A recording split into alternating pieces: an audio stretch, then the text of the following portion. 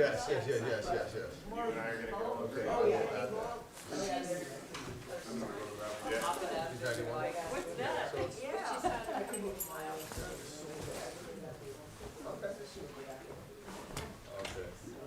I will add that to the prayers request. There you go. Before we spend 50 minutes on the party.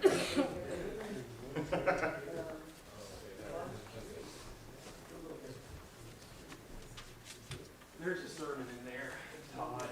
Oh, there's a whole series of sermons on that. Oh, okay, yeah.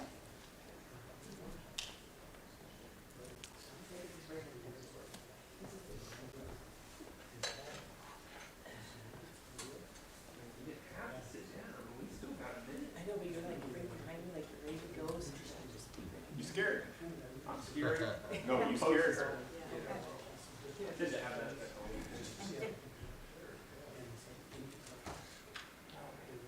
How's the ankle foot?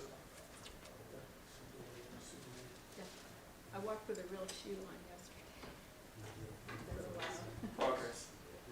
Baby steps.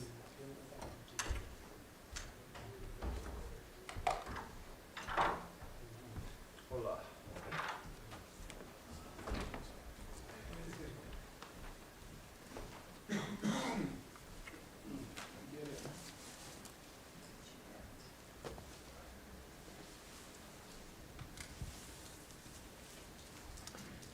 Well, it is time to start, and everybody is quiet. So I guess we will get started there in Mark chapter 10. Today we'll finish up really Jesus' ministry. So Mark 1 through 10 basically summarizes or tells the story of three and a half years of Jesus' work. Starting next week in Mark chapter 11, we move to Jesus' final week. So think about just for the weight, the amount of time that Mark spent on 3 years, 10 chapters, versus 6 chapters on really a week. What do you think he's trying to tell us about the importance of that last week?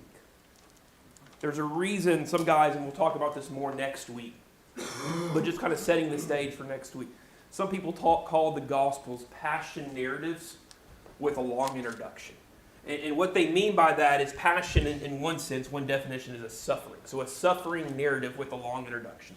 They spend 10 chapters, in Mark's case, introducing Jesus so they can get to the real story. And that's the suffering narrative, suffering story of Jesus. And so here in Mark chapter 10, Jesus tells or predicts his death for a third time. 3 times, Mark 8, Mark 9, and Mark 10.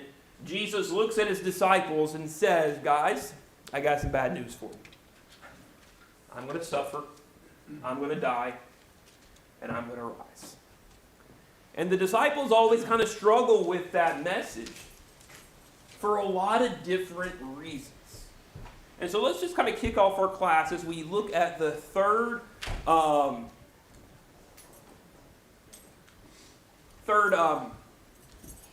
suffering narrative. How does Jesus' prediction challenge the expectations of the disciples? How does his prediction, the third prediction of his death, challenge their expectations of the Messiah? Here it is. Put yourself in the shoes of a Jew in the first century. What kind of Messiah are you expecting? We've talked about this before. Let's make sure we're on the same page. Ray, I saw your hand pop up. Yeah, I think after 3 times, I've been starting to go, what is he talking about? Maybe it might make me more, Yeah. it's just not, talking to the wind here. It's starting to be kind of important. Maybe I better listen up or figure it out. After the first time, it's like, okay, maybe, okay, whatever. Second time, okay, maybe there's something. Third time, he's trying to tell us something. It's like husbands, when your wife repeats something 3 times, our anniversary's coming up, our anniversary's coming up, our anniversary's coming up. What are they trying to tell you? Don't forget the anniversary. And so Jesus here, as he tells us predicts that his death 3 times, he's saying, he's trying to emphasize the importance. He wants the disciples to understand the gravity of what he's trying to communicate to them when he talks about his death. because you're a Jew in the first century, what kind of Messiah are you expecting? Powerful. We're going to look at a little bit of that here at the end. Todd mentioned the Bartimaeus story. We're going to look at Bartimaeus at the end, and he kind of hints there in his story, his understanding of the Messiah. But for most Jews in the first century, they're thinking that Messiah, that son of David, that guy's going to do what? Liberate them. Liberate them. He's going to lead the revolt against the Romans. He's going to reestablish the throne of David. He's going to reign on a physical throne in physical Jerusalem. They're going to be a free people once again. Everything is going to be right in the world. And so when Jesus says, hey guys, I'm the Messiah, and for the third time he says there in the text, we're going up to Jerusalem. We're on our way to Jerusalem. In fact, if you were to look at the book of Mark, the phrase on the way or on the road tells us something about discipleship and living with Jesus. That phrase is used something like 16 times, and something like 14 of the 16 times it refers to in some context what it means to follow Jesus. We're going up to Jerusalem, and the Son of Man, the Messiah, I am going to be handed over, verse 33, to chief priests and to the scribes, and they will condemn him to death, and they will hand him over to the Gentiles.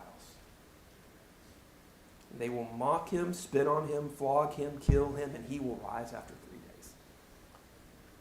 There's a little more detail here than the previous two predictions. Do you notice any difference between the third one and the first two? Let's read those really quickly.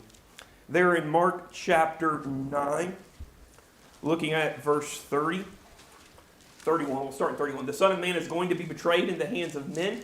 They will kill him, and after he is killed, he will rise after 3 days. That's the second one. Let's go back one more chapter to chapter 8. And verse 31, when he began to teach them that it was necessary for the Son of Man to suffer many things and to be rejected by the elders and chief priests and scribes and be killed and rise after 3 days. And now here in chapter 10, listen to what he says one more time. That the Son of Man will be handed over to chief priests and to the scribes. We've seen that. And they will condemn him to death, and they will hand him over to Gentiles. Have we seen that before? Not in the previous two. If you're a Jew in the first century, and you've been reading your Bible your entire life, when you think about the phrase, handed over to Gentiles, what does that mean to you? I think they would think of them as being unrighteous people. Handed over to unrighteous people. Yes, that's the way they viewed it. What else? What else is going through your mind if you're one of the 12 disciples, steeped and raised in Second Temple Judaism, first century Judaism? What's going through your mind? Todd? Well, he doesn't mean just any Gentiles, he means Romans. Yes. Yeah. He means that the authority that will put him to death. Yeah. The authority that will put him to death is the Romans, the very people that some of the Jews, some of the disciples perhaps were expecting Jesus to defeat, are actually going to be the ones who put Jesus to death. Yeah. Anything else come to your mind? If we look at an Old Testament, the phrase or the concept of being handed over to the Gentiles was the equivalent of being handed over to God's wrath. If you look back at Leviticus and Psalm 106 and verse 41, Leviticus 26 to be a little more specific, that image and several other images in the Old Testament, when Israel sins and they turn away from God, what was going to happen? What does God say was going to happen? I'm going to hand you over to the Gentiles. And you're going to be scattered among the nations. You're going to experience, God says there in Leviticus and Psalm 106, the fullness of my wrath. And so here, in verse 33, he uses that image to flip their expectations on their head. He's going to be handed to unrighteous people. He's going to be handed over and killed by the very people he was said to defeat. He's going to be handed over and experience God's wrath. And at least that's the way the image would have come across to them. And they will mock him, spit on him, flog him, kill him, and he will rise after 3 days. He's going to suffer. Now, we've already talked about in previous classes how much Mark loves Isaiah. Do you think he's drawing from Isaiah here? Yeah.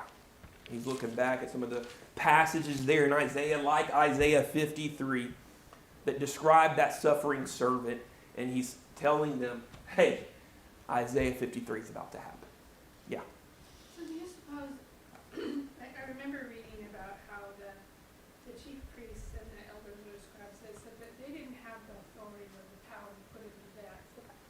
And so it seems like in this, Jesus is saying, it's going to happen, and here's how it's going to happen. And this is why, you know, if you didn't believe me when I just said the chief priests and the elders were going to do this to me, now I'm going to tell you that they're going to deliver me over to the hands of the people who have the power to do it. Or the authority. Yeah, certainly there's that aspect of it as well that, as you've mentioned, they technically didn't have it, although if you look ahead in the book of Acts, what do? They do put people to death, and so there's at times a little bit of mob rule there in the book of Acts. But for the most part, the Jews didn't really have the power of the sword, the power to execute. They had to hand them over to the Gentiles. And the weirdest thing there, when it comes to Jesus and his crucifixions, you have people who don't really get along, the Jewish leaders and the Gentile leaders, working together to put Jesus to death. You have Pilate and, is it Herod? I think it is. Working together. They didn't really get along before that. They got along after. They worked together there. It's really interesting as you see the story progress. Any other things you guys see there in the third prediction of Jesus' death? Now, with all of that in mind, Jesus, for the third time, has just emphasized, I'm about to suffer. I'm about to die. Look what the disciples said. This would be funny if it wasn't sad. James and John, the son of Zebedee, approach him and say, Teacher, we want you to do whatever we ask you. What did he just say? At least in the chronology of Mark's gospel here. I'm fixing to suffer. Yeah, I'm about to suffer. Hey, can you do something for us real quick before you die? Like, think about the gall to say that. What do you want me to do for you? He asked them. They answered him, allow us to sit at your right and at your left in your glory. What does their request reveal about how they understand the kingdom? They come to Jesus there with this request. We want to sit at your right. We want to sit at your left when you come in glory. What do they understand? Yeah.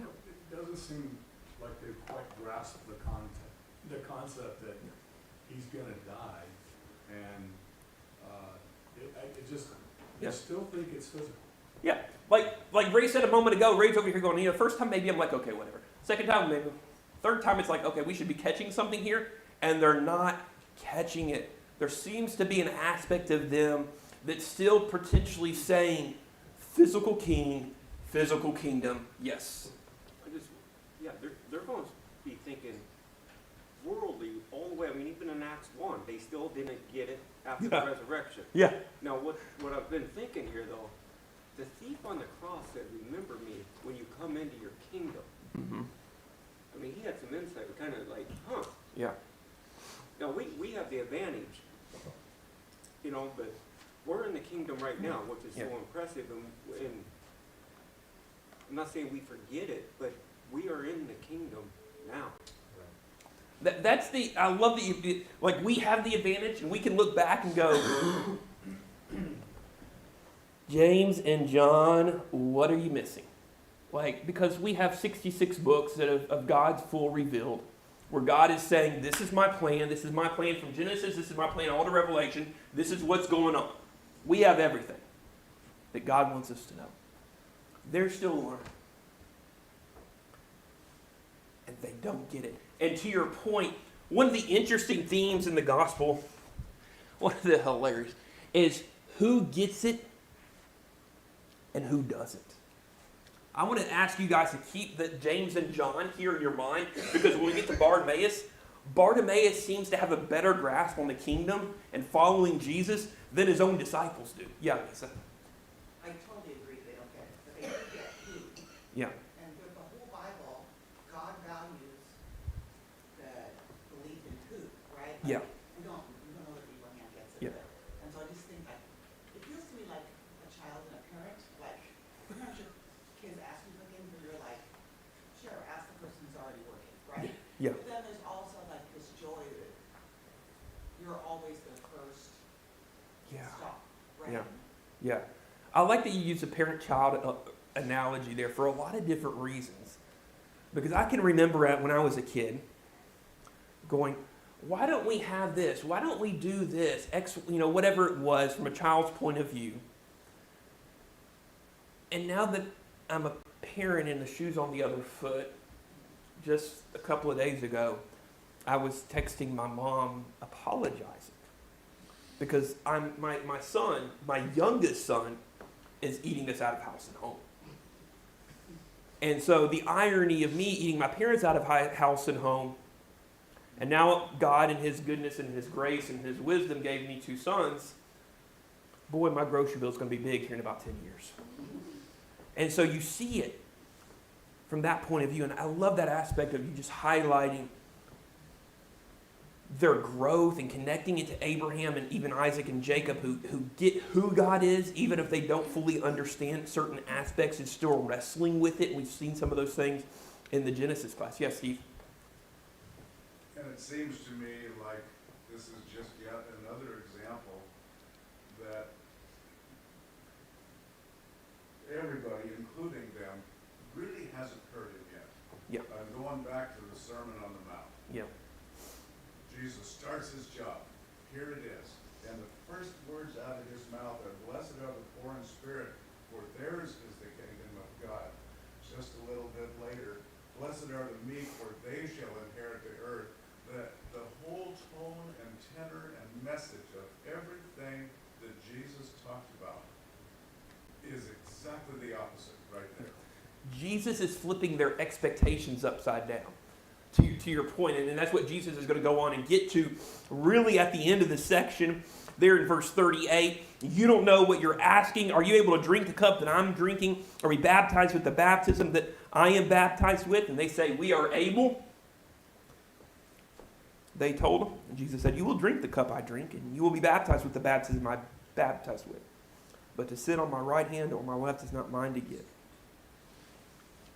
It is for those to whom it has been prepared.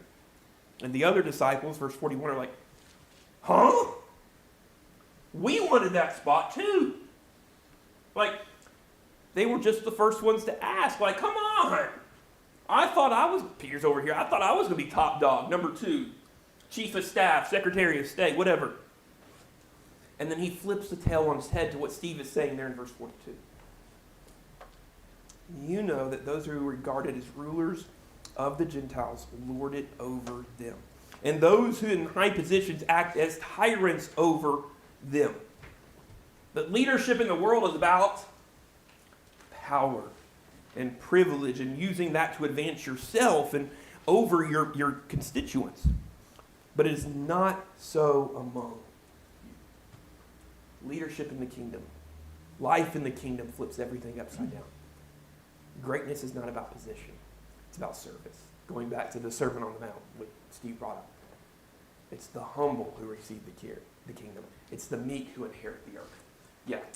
I think besides understanding, he's asking them to trust him.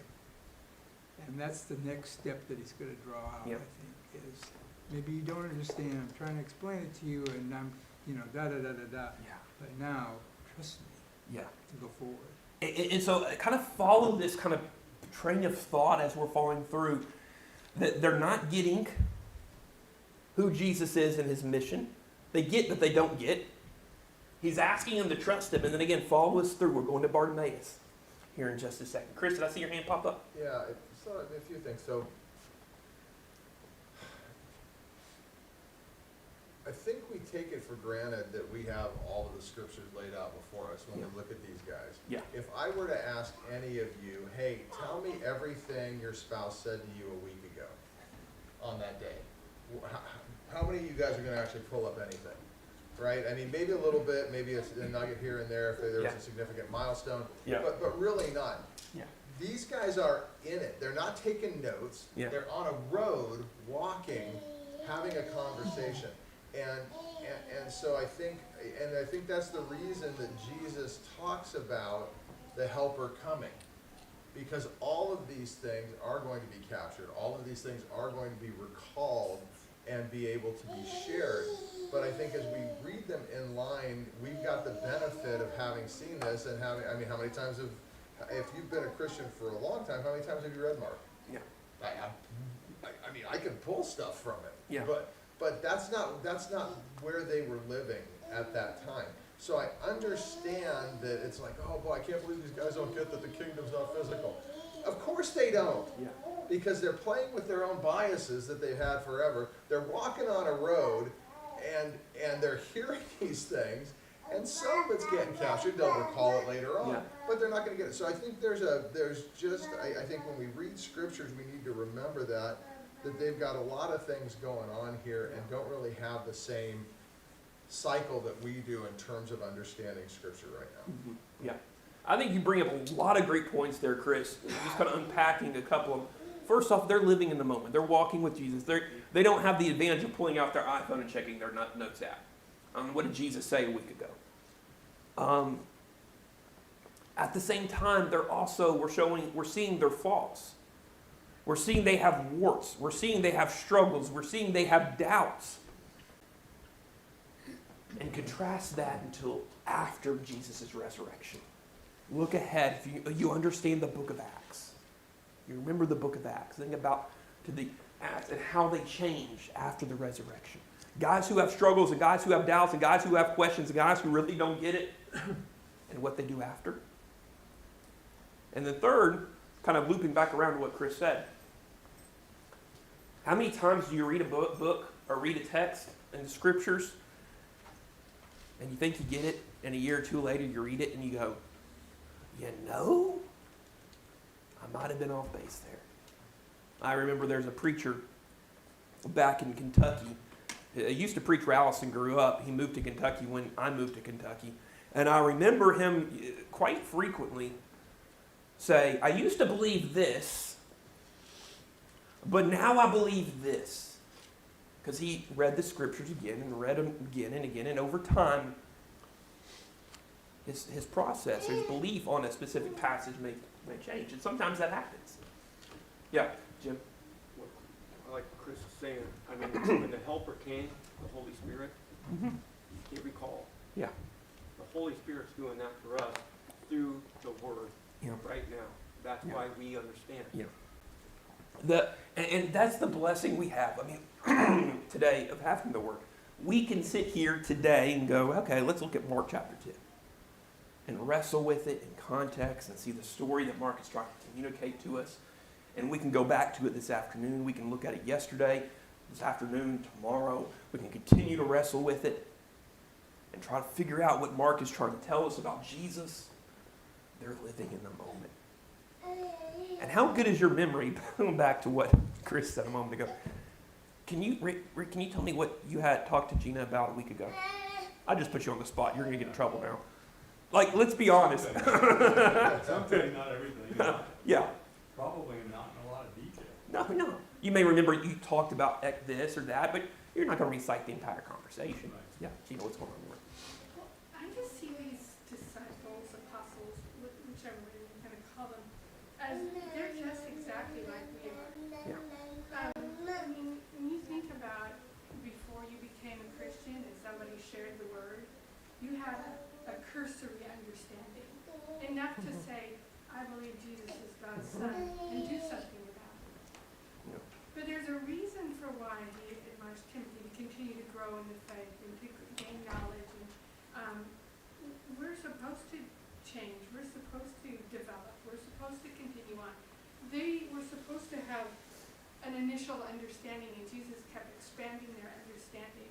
But they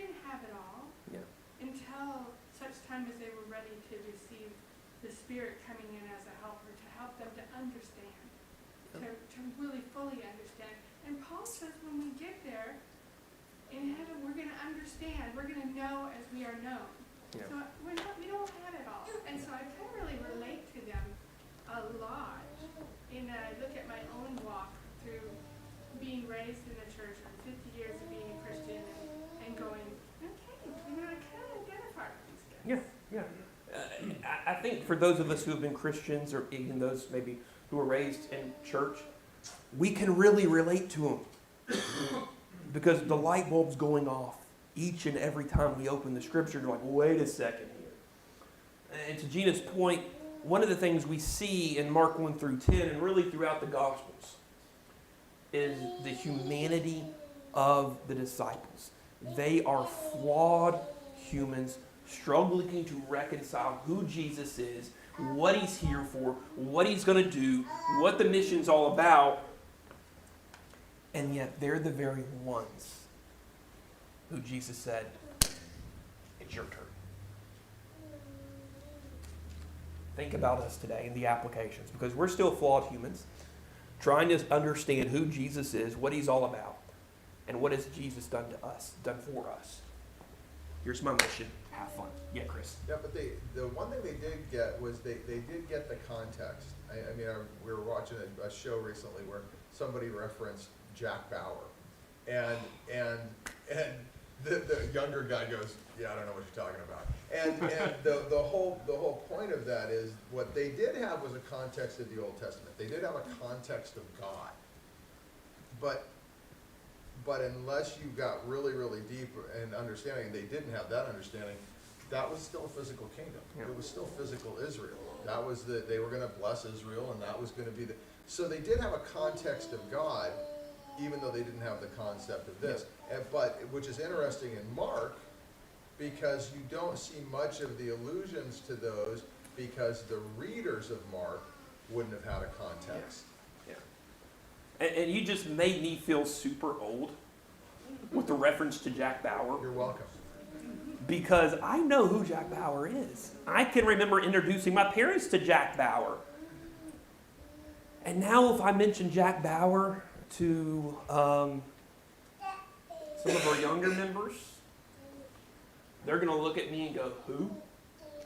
And if I go Jason Bourne, they're going to go, huh? There's a certain level of context and things they're picking up in the moment and in that culture that we're missing, perhaps. But God has given us what we need to know. And there's just so much in here. And this is one of those texts that I think we could go back to over and over and over again for a lot of different reasons, because Jesus is telling us about life in the kingdom. Excuse me. He's telling us about what leadership in the kingdom really is. Let me just go back and look at verse 43 through 45 really quickly. But it is not so. We'll have to go for 42. You know that those who are regarded as rulers of the Gentiles lord it over them, and that those in high positions act as tyrants over them. But it is not so among you.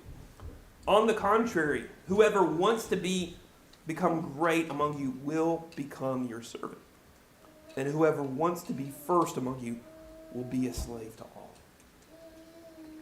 A couple of things there that I just see in the text, practically speaking. It's one of the things that Jesus does is this kind of ties back to some comments we made earlier. That Jesus is flipping their expectations upside down. That life in the kingdom is not like life in the kingdoms of this world. That Jesus is contrasting himself with the kings of this world to emphasize that point. Jesus did not come to be served, but to serve. And if that's the way our King is, that needs to be our mentality. And that kind of leads me also to John chapter 13, where Jesus is gathered with his disciples, and what does he do? Hey, somebody needs to wash my feet. I'm the king. No, he takes off his outer garment, he washes feet. Something the lowest servant did. And yet that's what Jesus is doing, that Jesus is demonstrating by his life and by his example. Life in the kingdom. He is flipping everything upside down. And actually, that may have answered this question. Jesus redefines greatness. Y'all see anything there as Jesus is wrestling there and explaining what life in the kingdom is all about there in 42 through 44?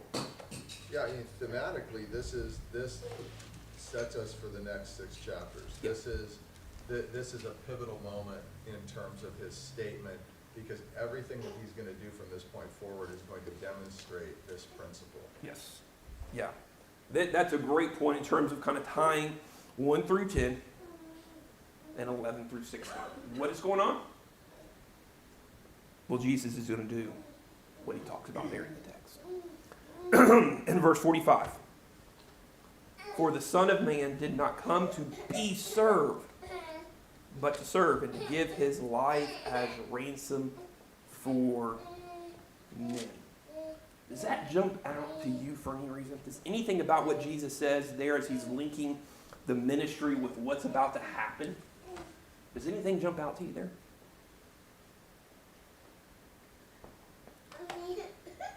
Why did Jesus come? Well, it's just, it's like it's a continuation of the answer to James and John. He's telling them there's not a position of preeminence. Okay, it's you're to serve. Yep. Okay, and so kind of tying in. So many times people call him rabbi or great teacher, and why do you call me? It's because it's not a preeminent thing. And here he's saying again, I didn't come to be ministered unto, I came to minister to you. Yeah. To be, I flipped the whole scale upside down there, and I'm not at the top, I'm at the bottom. Yeah. So do you need to be that way. What has he done for the last 10 chapters? Go into cities, see the sick, and heal them. These people who are unclean, who are desperate, who are hopeless, who have nowhere else to turn, who were overlooked by the Jewish leaders, overlooked by the rabbis. And he comes and he helps them and he heals them and he talks to them. Jesus is turning everything upside down. Jesse, what's going on? Off-the-wall comment, but yeah, he came here to serve. And then he puts in order, like eldership. They're servants. God wants them to have the attitude of to serve, not wanting to be first. And you look into the world and people want to be senior pastors. It makes me wonder, well, why? Do you want the prestige, Yeah. There's no senior pastors. Or they want to introduce themselves. Steve doesn't go around here outside this congregation and introduce himself. Not Steve and Chris, sorry. Hi, I'm Pastor Steve. No. Steve is Steve and Chris is Chris. Yeah. They're servants of this congregation. But, but I'm just saying, Yeah. even in the religious realm, people lose the concept. They want to be in charge. Yeah. That life in the kingdom, leadership is about service. Gina and then Todd. And I also see his last line there in verse 45, to give his life a ransom, as payment. He's redeeming people, he's buying them back, he's ransoming them from this captivity. And that has gotta be just it's not only is he there to serve, but he's gonna be this restitution that you need and you can't come up with on your own. And that is just phenomenal to me. That there is a powerful image I think they would have understood to a much greater detail in their context. If you can imagine the first century where slavery was common, not like we had here in the U.S. and the New World per se, but slavery was common. But you had the opportunity, the ability to free yourself. You could pay your master a certain amount of money, or you could work for a certain amount of years, or whatever the agreement was, and free yourself. But what Jesus is saying is, I'm going to pay that price for you. You don't have to work a second job to get the money to pay yourself to buy your freedom. Jesus is saying, I'm paying that ransom. I am freeing you. That's huge. Todd. In verse 36, Jesus says in answer to James and John, what do you want me to do for you? Mm-hmm. I know we're not here yet, but in verse 51, says to Bartimaeus, what do you want me to do for you?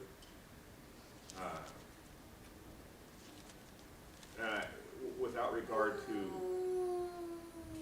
who he's talking to and what he's talking about, I cannot help but imagine that Jesus says, what can I do for you? A lot.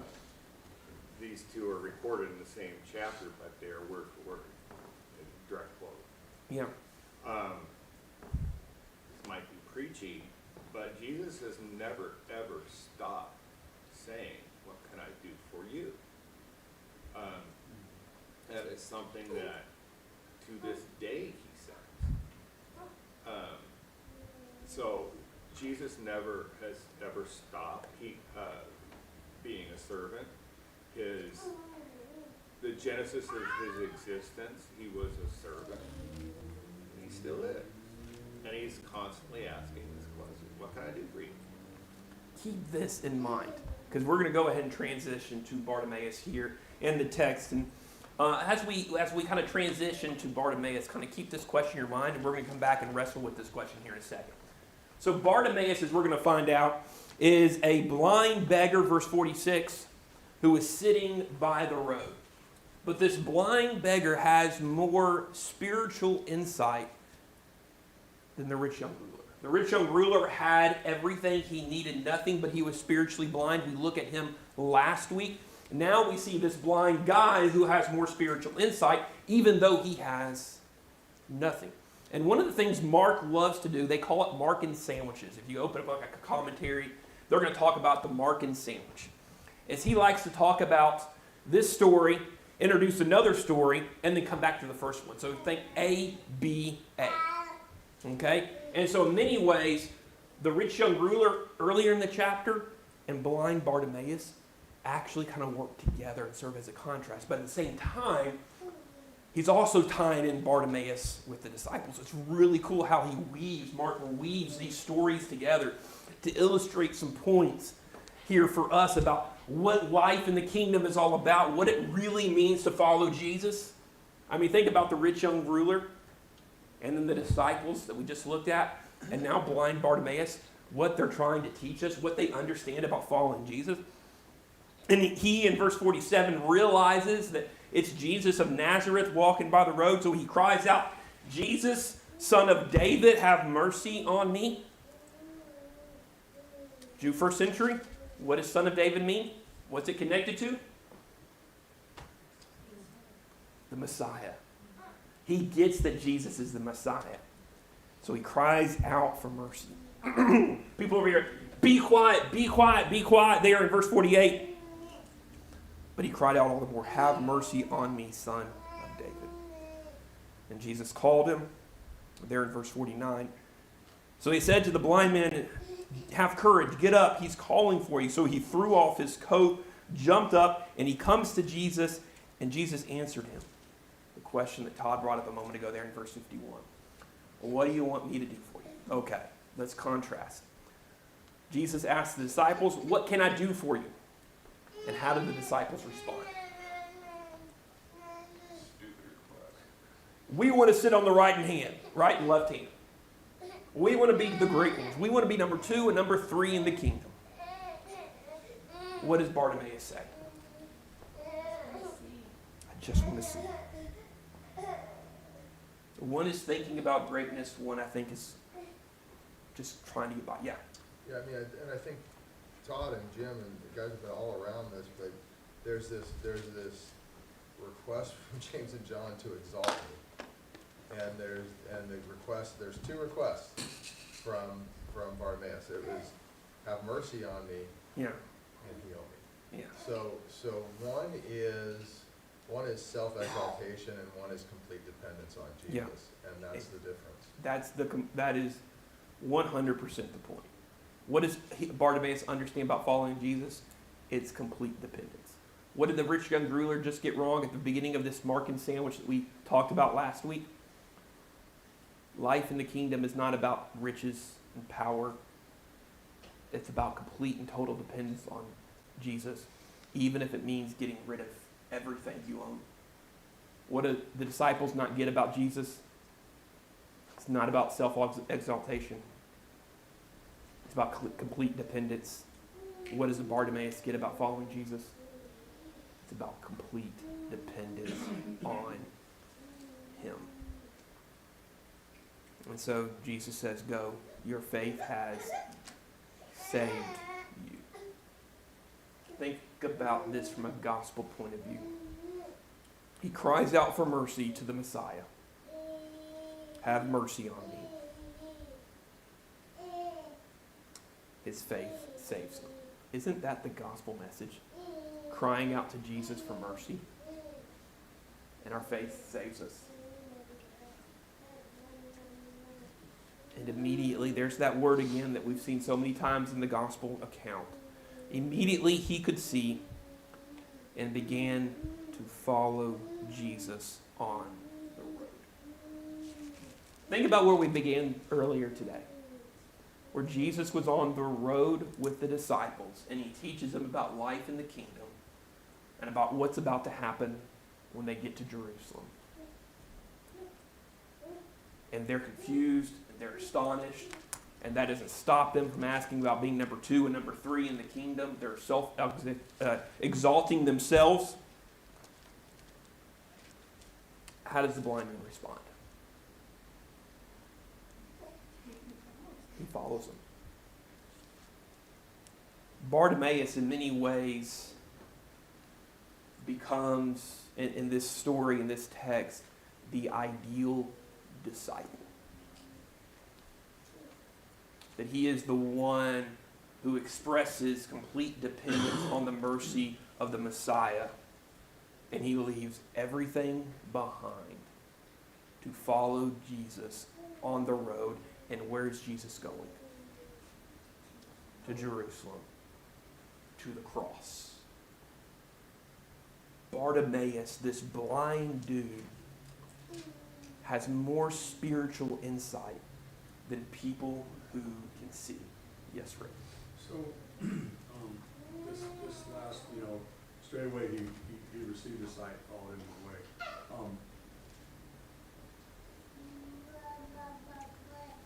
Early after the cross, the Christians were they were referred to as being followers of the way. Okay. Yeah. Is this the same way? Because when I think about it, the way it's phrased here is followed him in the way. In other words, that's fellowship of like-minded folks. Or is it really? Is the translation really the road? I don't know if I fully understand your question. Okay, so the I'm looking ahead to Acts. Early Christians were said to be part of The way. followers of Yeah, the way. they belong. Yeah. Is the way the same way that they're talking about here when he says Bartimaeus followed him in the way? Okay, if I understand the question, I'm going to try to repeat it in terms.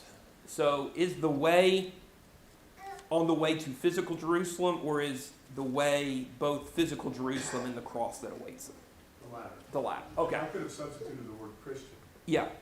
So, my understanding of what you're saying is probably yes, that they're saying we're belonging to the way, we're belonging to the path of Christ.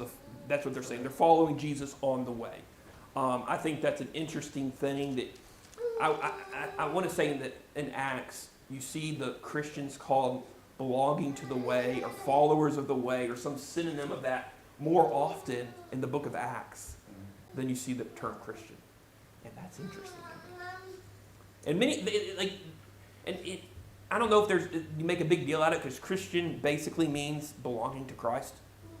And going on the way basically means you're following Jesus on the way of the cross. The only reason I ask that is because in Acts, if I remember correctly, the way was capital T, capital W. Yeah, but those are all, most of the time those are translators. Yeah. But here it's not. Yeah.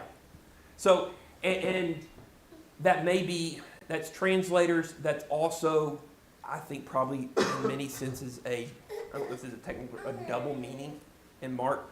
on the way to Jerusalem, but also on the way to the cross.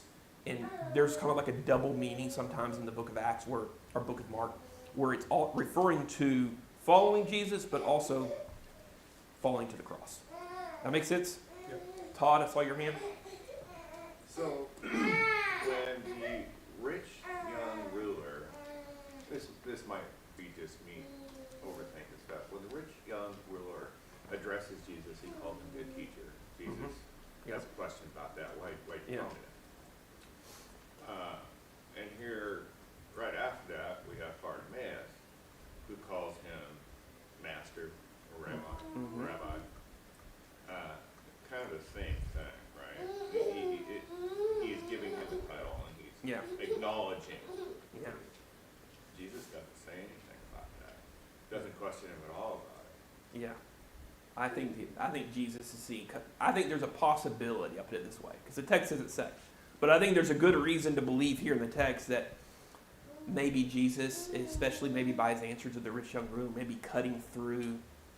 Good teacher, why are you calling me good? Let's cut to the chase. Let's get to the heart of the matter. Whereas maybe Jesus, because he is God, can see Bartimaeus' heart and goes, he understands who I am. He understands what that means. And he sees the humility. And so maybe there's even a little layer on how Jesus responds to that title there in the text. Yeah, I guess I was going to follow up, and maybe there's no point to this, but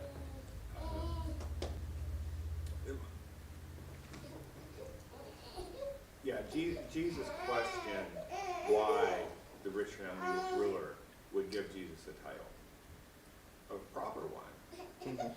But he doesn't. But since he doesn't question Bartimaeus, it just kind of leads me to believe that, more so than the rich young ruler, Bartimaeus knew who he was. Yeah, I really think when you look at the contrasting stories and how these stories interact with each one another, I think there's a lot of reason to see Bartimaeus as the guy who gets it more than anything else. I saw a couple of hands. Chris, I see your hand pop up.